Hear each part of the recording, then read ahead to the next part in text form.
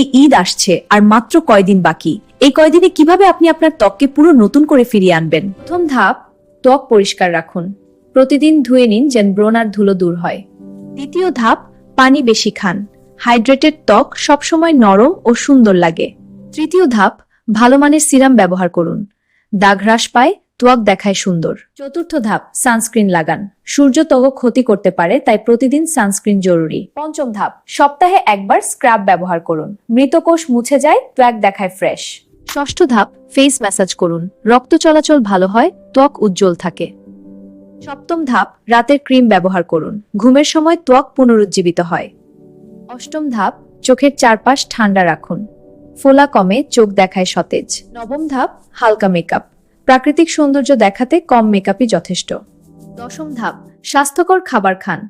ফল আর সবজি ত্বককে ভিতর থেকে ফ্রেশ রাখে। একাদশ ধাপ, ভালো ঘুম নিন। ত্বক নতুন করে তৈরি হয় রাতে। দ্বাদশ ধাপ, টেনশন করবেন না।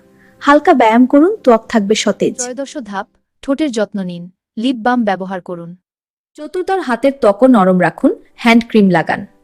পঞ্চম ধাপ, সপ্তাহে একবার ফেস মাস্ক ব্যবহার করুন। ত্বক দেখাবে সতেজ। ষষ্ঠ ধাপ, ত্বকের পরিবর্তন লক্ষ্য করুন।